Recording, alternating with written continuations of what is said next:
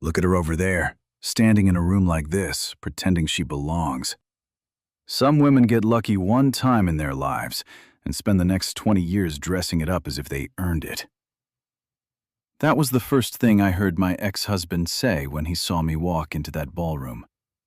He said it loud, the way he always said the things he wanted a room to repeat later. Sterling Vance never whispered an insult in his life. He performed them. And the small crowd around him did what small crowds always do around a man they think still has money. They laughed. He had no idea. Standing there in his tailored suit with a glass of champagne he could no longer afford, laughing at the woman he'd thrown out of his house in the rain 5 years earlier, Sterling did not know one simple thing that would rearrange the rest of his life inside the hour. That very afternoon, 3 floors up in a downtown office he would never be invited into, I had signed the papers that made me the largest holder of his company's debt. Every dollar he owed the banks, I owned now. The man laughing at my luck was, at that exact moment, laughing at the only person left in the world who could decide whether his empire lived or died. But I'm getting ahead of myself. Let me slow down, the way my grandmother taught me to, and tell it right from the beginning. My name is Amara Rowe. I'm 43 years old, and I've spent most of my life learning one lesson the long way around. A woman's worth is not measured by what a room says about her when she walks in. It is measured by what she keeps building after the room has already decided she is finished. My grandmother, Mama Rose, used to say it plainer than that. She'd sit on her porch on the west side of Chicago in a rocking chair that had been creaking since before I was born, shelling peas into a metal bowl, and she'd tell me, "Baby, the loudest people at your funeral are usually the ones who buried you too early." She said the folks most eager to talk about how far you've fallen are almost always the ones most afraid you're about to stand back up. I didn't understand her when I was young. I understand her now, all the way down to the bone. 5 years before that night in the ballroom, I walked out of a marble-floored mansion in the northern suburbs with a diaper bag over one shoulder, a sleeping 4-year-old on my hip, and nothing else that belonged to me. Not the house I had helped design. Not the company I had helped build from a single leased office. Not even the savings I'd set aside in my daughter's name. It was raining that night. One of those hard Chicago rains that comes down sideways and soaks you before you reach the end of the driveway. I remember standing under the portico with Grace's little cheek pressed against my neck, waiting on a car service because Sterling had already canceled my access to everything else. And I remember thinking, so this is how it ends. Not with a fight, with a shrug. I didn't scream. I didn't beg. I had already learned by then that begging a man to see you is like knocking on a door that was painted onto the wall. There's no room behind it. There never was. Let me tell you how a woman ends up standing in the rain with her whole life in a diaper bag, because that part matters. That part is the whole story, really. I met Sterling Vance when we were both young and neither of us had anything but ambition. He had a good eye for property and a better mouth for talking bankers into loans. I had a head for numbers, for logistics, for the 1,000 invisible details that turn a good idea into a business that actually opens its doors on Monday morning. In the early years, when Vance Group was 3 men in a rented office over a laundromat, I was the 4th. I just never had my name on the door.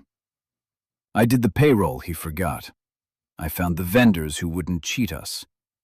When my own parents passed, I put the small inheritance they left me, money my father had saved a paycheck at a time as a union electrician, straight into Sterling's next development, because he looked me in the eye and called it our future.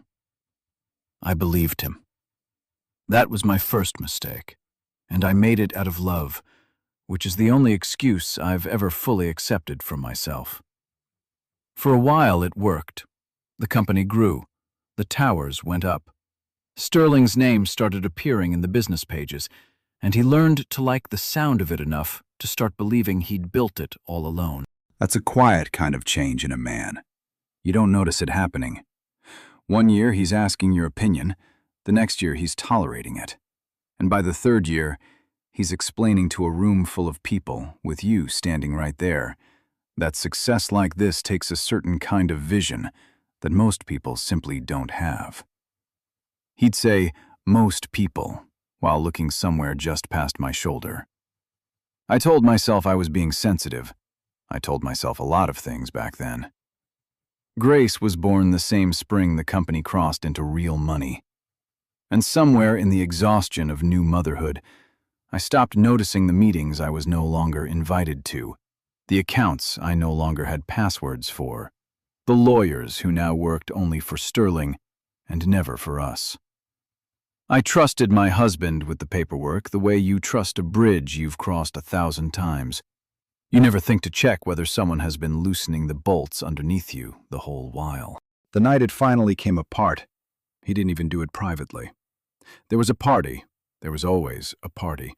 Some gala at a hotel downtown, all crystal and violins.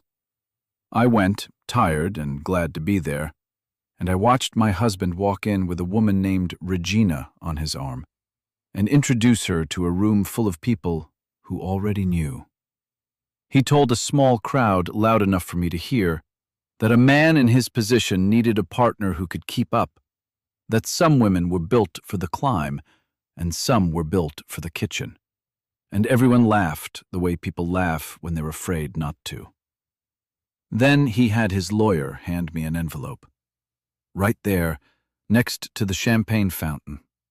Inside were papers I would spend the next 2 years trying to understand.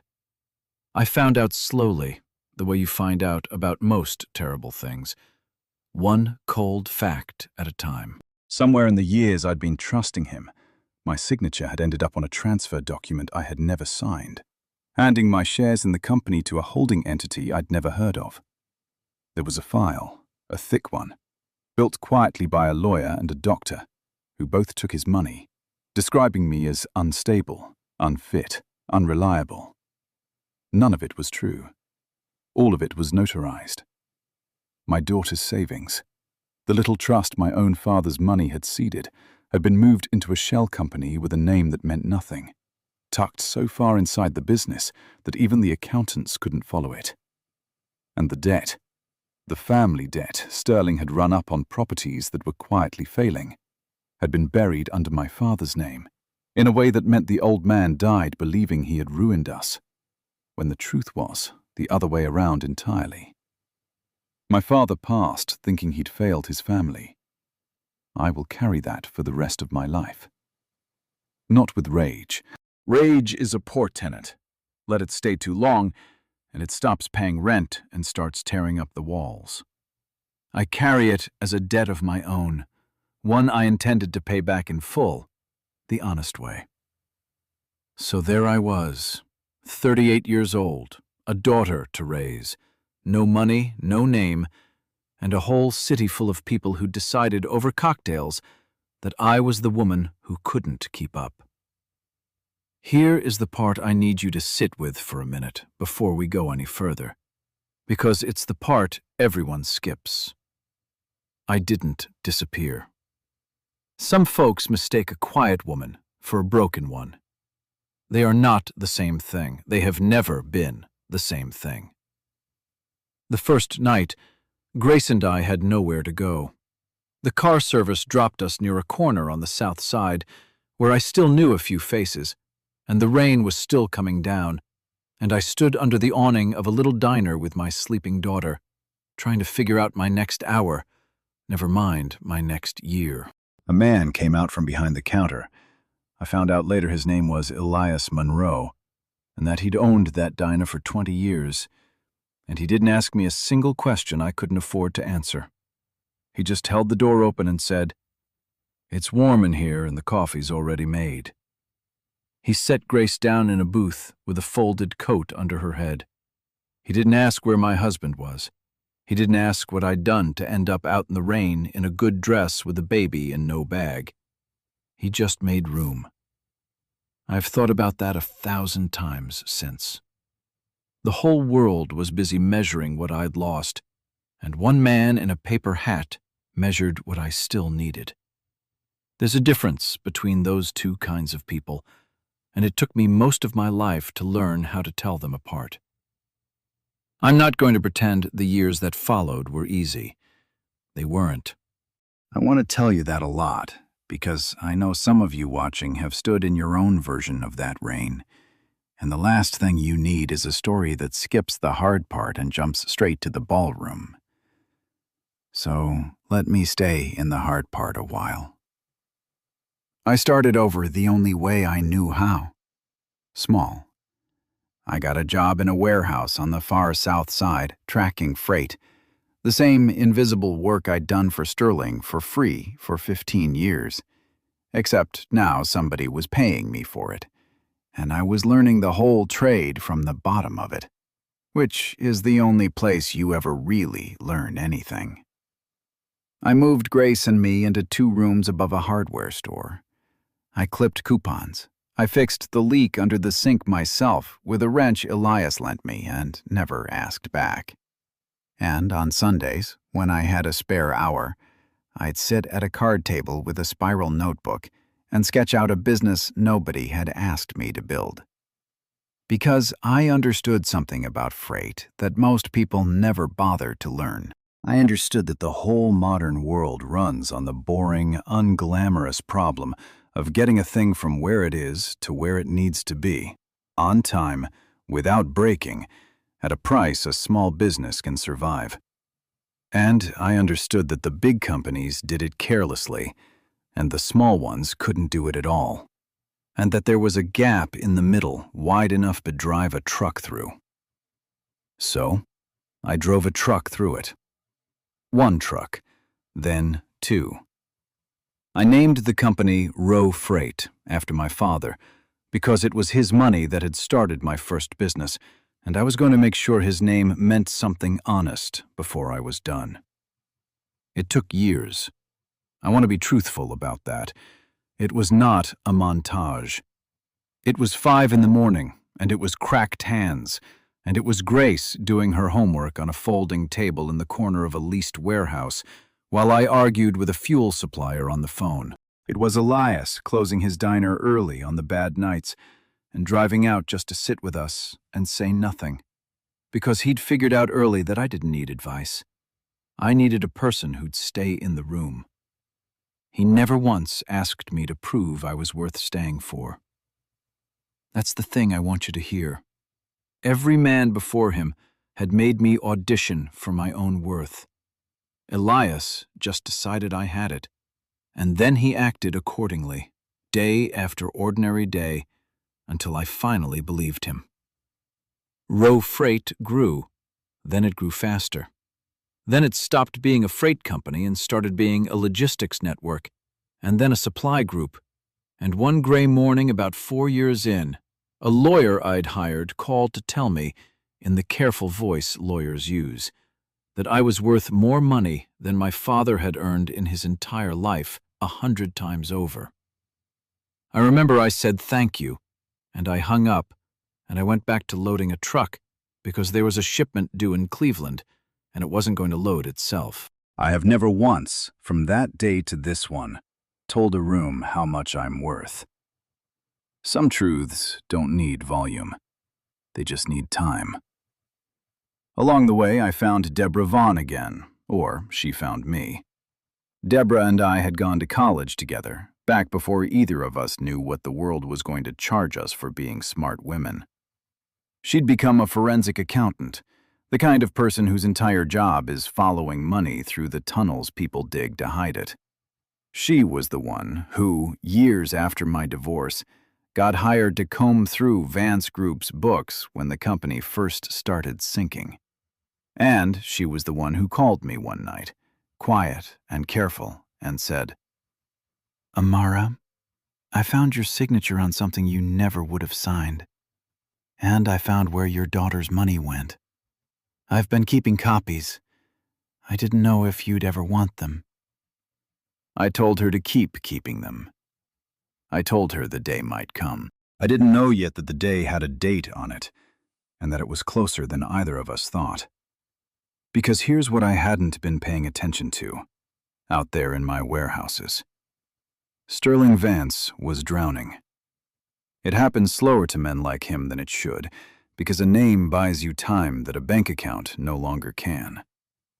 But the towers he'd built on borrowed money had started coming due all at once. The city changed. The market turned. The partners he'd charmed found new men to charm.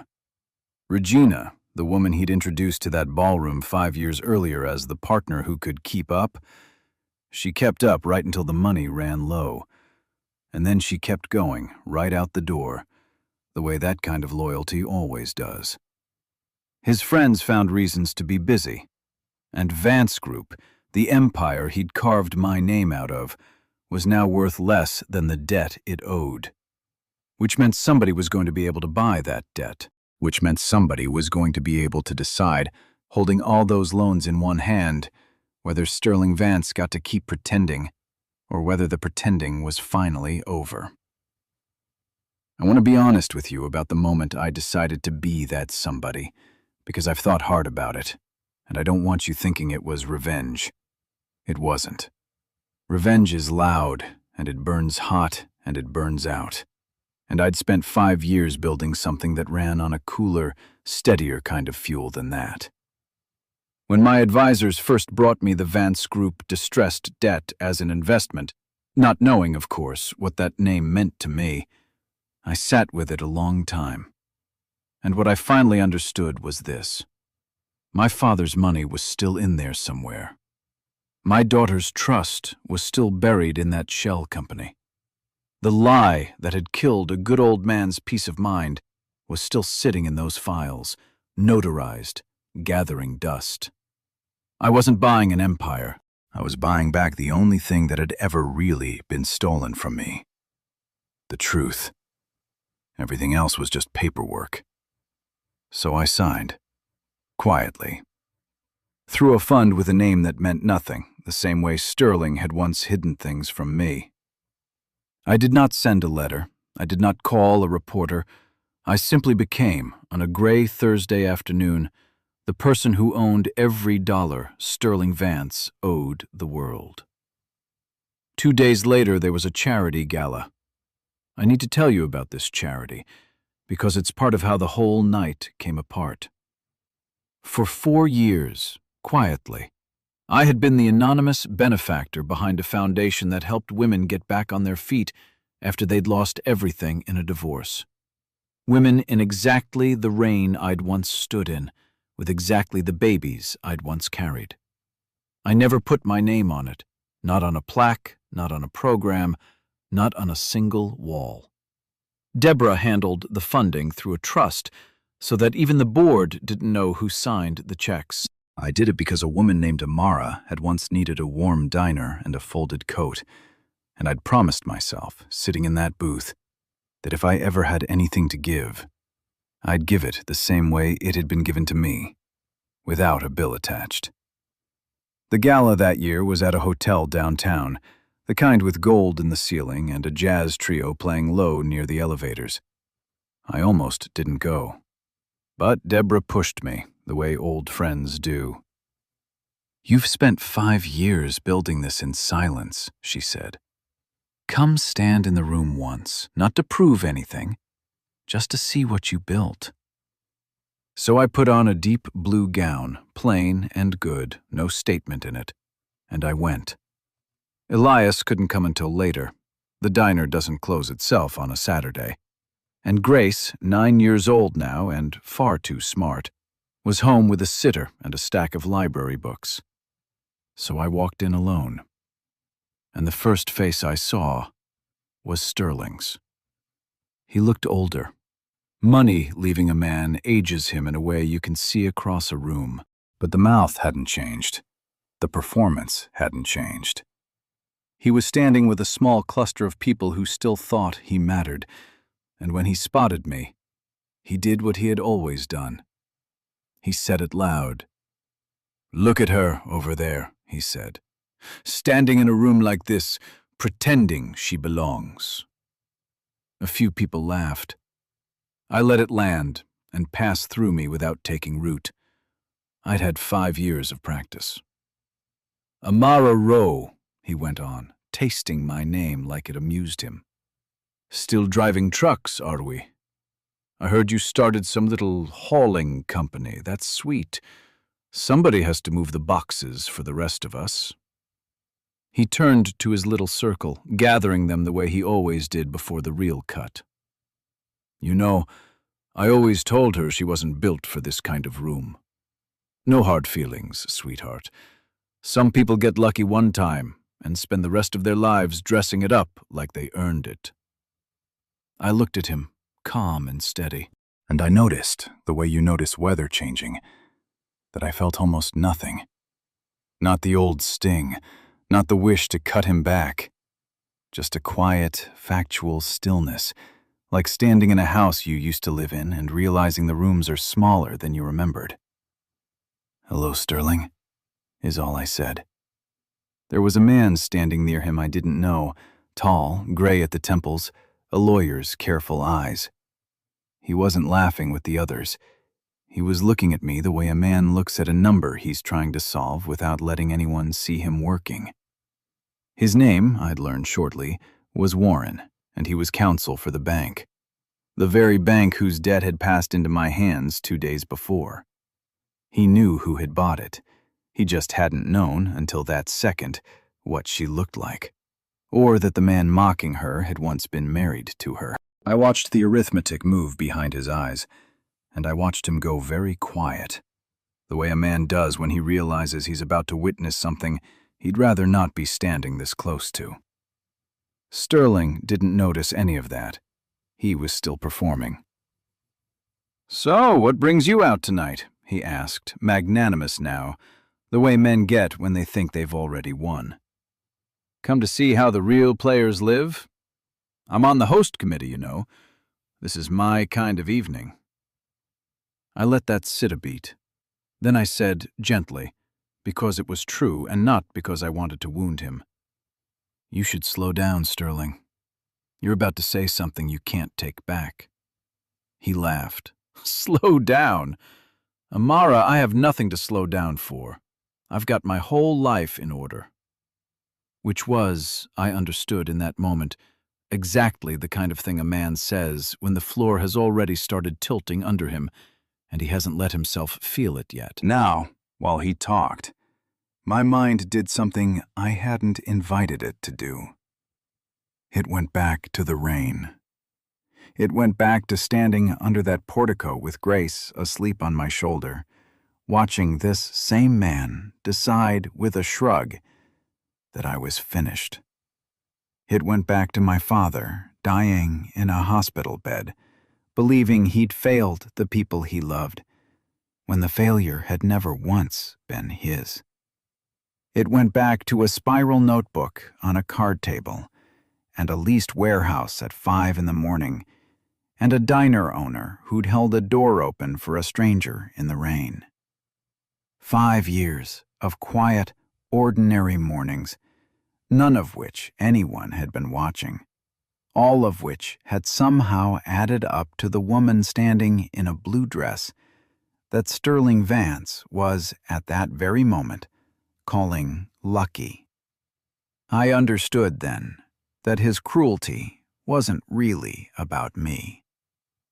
It never had been. It was insurance against a fear he'd been outrunning for 5 years. The fear that trading a loyal partner for the appearance of status might have been the worst decision of his life.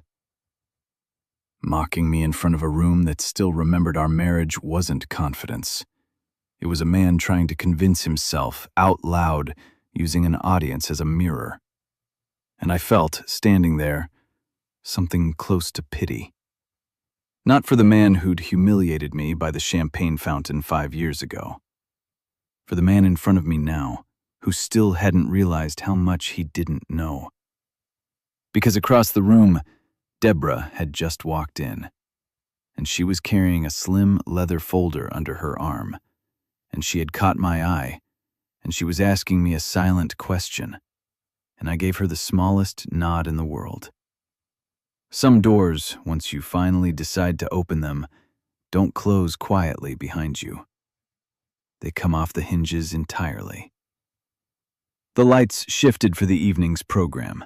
The host, a gracious woman who chaired the foundation's board, stepped up to the small stage to thank the room and, as she did every year, to honor the anonymous donor who had made the whole thing possible. Except this year, she said, with a warm and slightly nervous smile, the donor had finally given her permission to share a name. I hadn't planned that. Deborah had. And I let her because I had decided, somewhere between the rain and that stage, that I was done being invisible for the comfort of people who'd never once earned my silence. For 4 years, the host said, this foundation has helped hundreds of women rebuild their lives after losing everything. And for 4 years, the woman who funded every dollar of it asked us never to say her name. Tonight, she's allowed me to. Please, thank Ms. Amara Rowe. The room turned. All of it at once, the way a room does when it decides, without being told, that something important just happened. I felt the weight of a few hundred eyes settle onto the woman Sterling had, 90 seconds earlier, called a lucky truck driver. Sterling's face did something I'd never seen it do. It went still. But the host wasn't finished, and here is where the evening truly came off its hinges. Because Warren, the bank's attorney, had leaned over and murmured something to her before she went up, something I hadn't heard, but could guess at. And now she added, carefully, the way you say a thing you know is going to matter. Ms. Rowe's company, the Meridian Group, has been one of the great, quiet success stories in this city. In fact, I'm told, just this week, one of Meridian's investment funds completed a rather significant acquisition of distressed debt here in Chicago. So we are, all of us, in the presence of one of the most consequential investors in the room. She didn't name whose debt. She didn't have to. Warren knew. And within about 30 seconds, in the way word travels through a room that has already decided to stop being polite, everyone who mattered knew too. The murmur moved outward from the bank's table like a ripple in water. The Vance Group loans. She bought the Vance Group loans. She owns his debt. She owns him. Sterling turned toward me, and for the first time in the 12 years I'd known him, I watched Sterling Vance run out of words. You, he said finally, and it came out small. You bought? I did, I said. Calm. No triumph in it, just fact. Every dollar you owe 2 days ago, through a fund with a name that means nothing. I believe you're familiar with how that works. The circle of people who'd laughed with him 90 seconds earlier had gone quiet, and a few of them had already begun the slow, quiet drift toward the bar that people do when they realize they're standing too close to something falling. Now, I could have stopped there. I want you to know I considered it. There's a version of that night where I let the money do all the talking, and I walk away and leave him to lie awake doing the arithmetic. But there was a truth in that leather folder Deborah was carrying that had cost my father his peace and my daughter her inheritance. And I had promised the old man's memory that I'd bring it into the light. So I gave Deborah the nod again, and she stepped forward into the quiet. Sterling, Deborah said, her voice level, carrying clean across the room. Some of us have known for a while exactly how you built what you built. And I think it's time the room knew too. Sterling found his voice. This doesn't concern you, whoever you are. It concerns everyone who ever wrote you a check, Deborah said, unbothered. She opened the folder. She didn't shout. She never once raised her voice. I want you to picture that because it's the whole point. She just laid the facts down one at a time, flat and clear, like a woman dealing cards. 5 years ago, a transfer document moved Amara Rowe's shares in this company into a holding entity she had never heard of. Her signature is on it. She never signed it. I've had a document examiner confirm that. Around the same time, a file was assembled by a physician and an attorney, both since disbarred, one of them under indictment for unrelated matters, describing Ms. Rowe as unfit and unstable. Every claim in it is false, and I have the original correspondence showing it was manufactured to strengthen your position in the divorce. There's more. A trust seeded with money belonging to Ms. Rowe's father and set aside for her daughter was routed into a shell company nested so deep inside Vance Group that the company's own auditors couldn't trace it. It's still there. I can show you the account tonight if anyone would like to see it. The room had gone entirely silent now. Somewhere near me, a champagne glass hovered halfway to someone's mouth, forgotten. Deborah looked up from the folder, and for the first time a little steel came into her voice. And the family debt that everyone remembers Ms. Rowe's father being blamed for before he passed? It was never his. It was yours.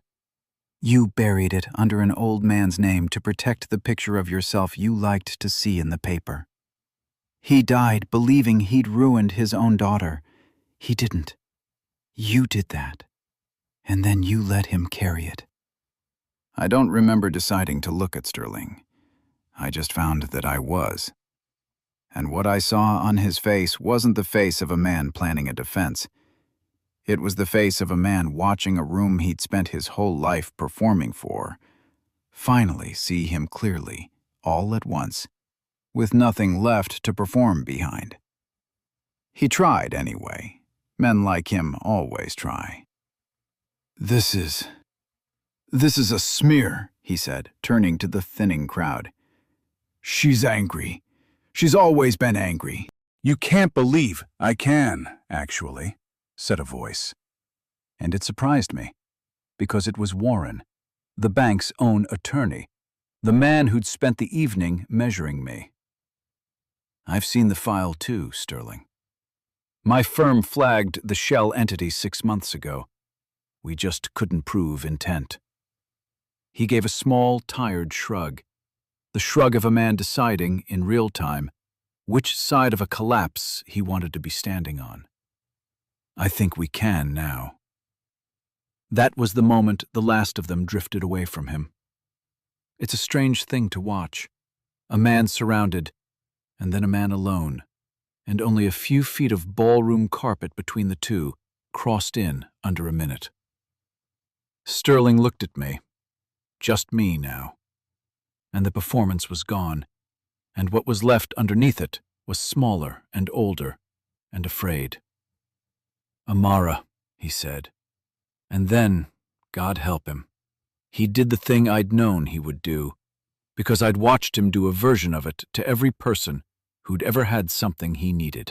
He came toward me, and his voice dropped into something that was almost gentle. Almost the voice from 20 years ago in the office over the laundromat. Amara, listen to me. You own the debt. That means you can stop this, all of it. One call and the banks stand down. I know I made mistakes. I know that now. But it was never really about her, about Regina. None of them ever meant anything. It was always you. It was always going to be you. I still... And here his voice caught, and I couldn't tell you to this day whether it was real or one last performance. And I've decided it doesn't matter. I still love you. Save the company. Save us. There's still an us. He was, I realized, not quite kneeling but bending toward it, one hand out. The whole room was watching. And I want to tell you what I felt, because it wasn't what I'd have guessed. All those nights in the leased warehouse when I let myself imagine a moment like this one. I didn't feel like winning. I felt the way you feel standing in a house you used to live in. A certain tenderness for the rooms, and no wish at all to move back in. I thought about the notebook. I haven't told you about the notebook yet. For 5 years, I'd kept a plain blue spiral notebook in the bottom drawer of the desk in my apartment. It wasn't a diary. It was a record.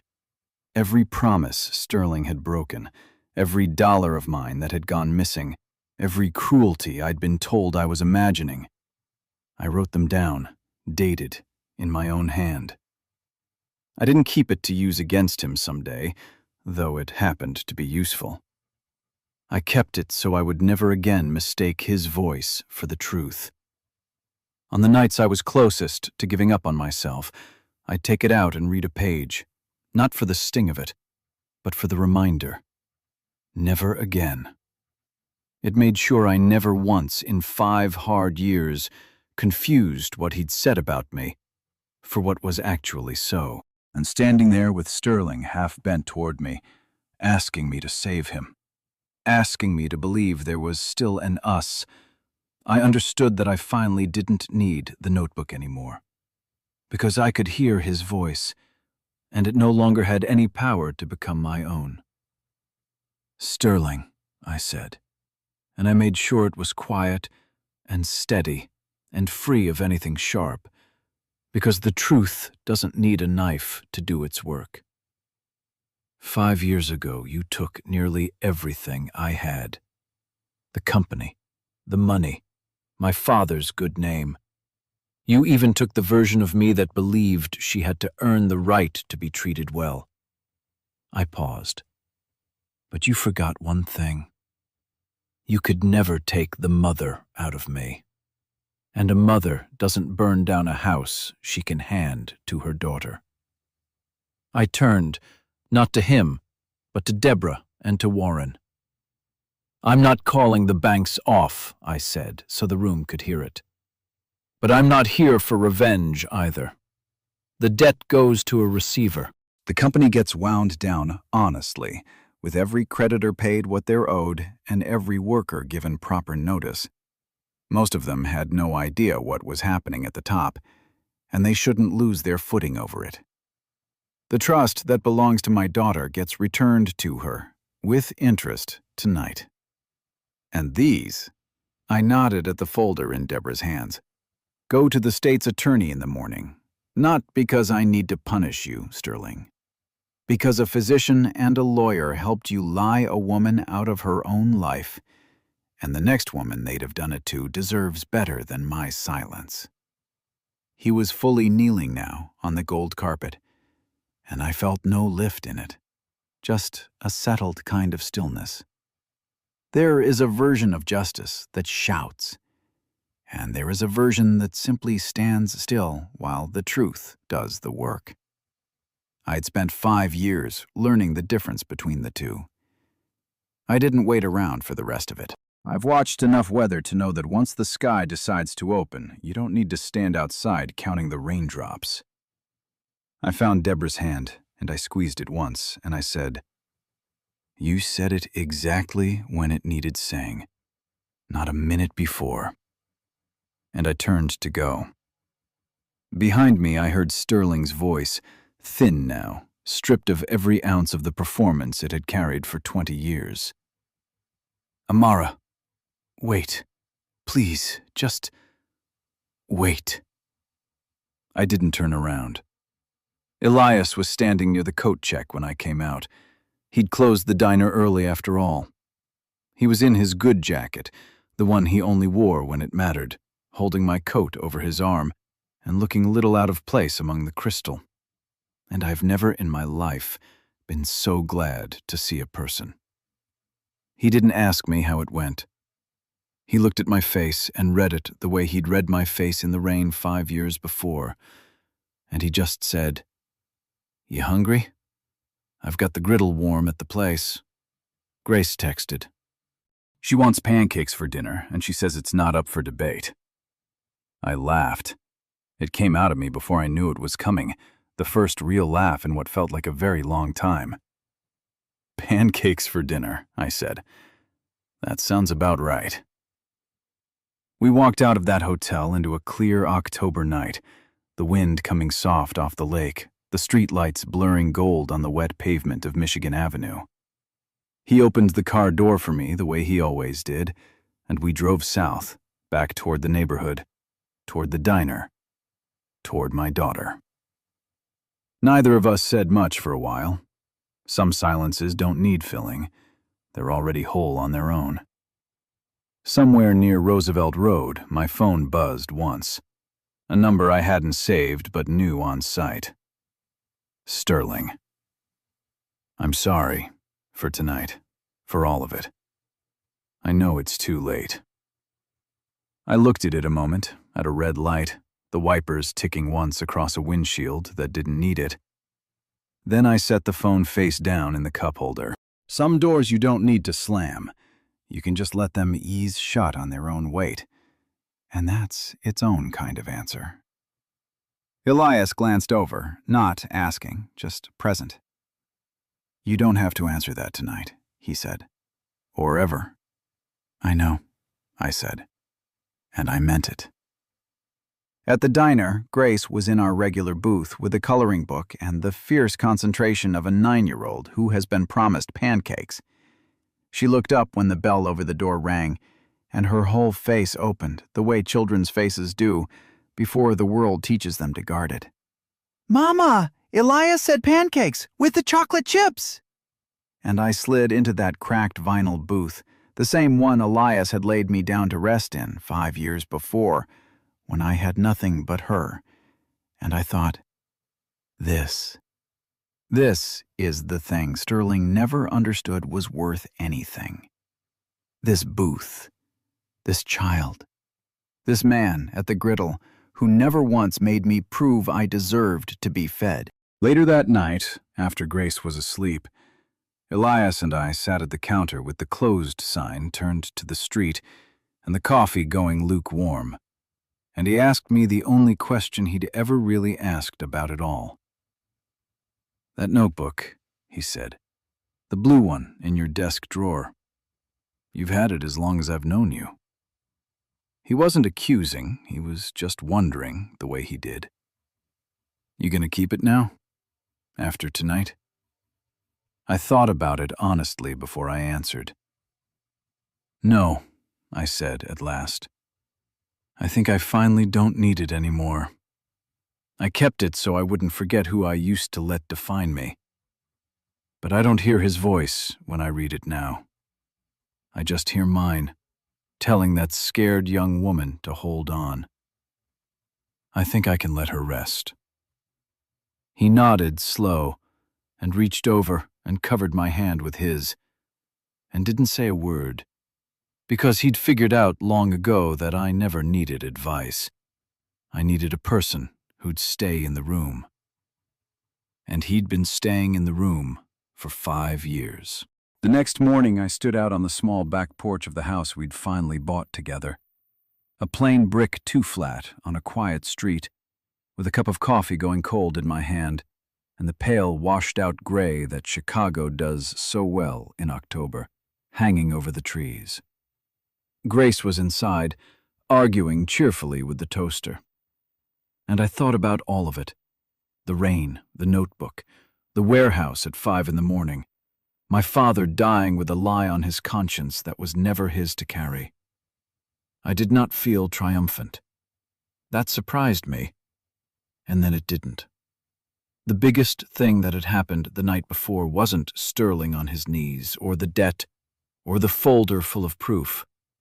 The biggest thing was that I no longer needed a single one of them to feel whole. I could have watched Sterling Vance keep his empire, and it would not have changed the temperature of my morning coffee 1 degree, because I'd built something years ago that didn't run on his defeat. It ran on ordinary Tuesdays. It ran on a warm diner and a folded coat and a daughter's homework on a folding table.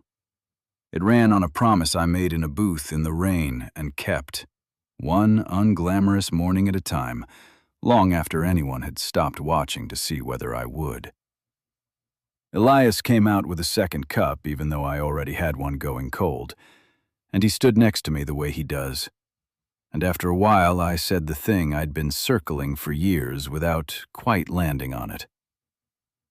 "You know what I finally forgave?" I said. "It wasn't him. I forgave him a long time ago. Not because he earned it, but because carrying it was costing me more than it was costing him." I watched the wind move through the trees.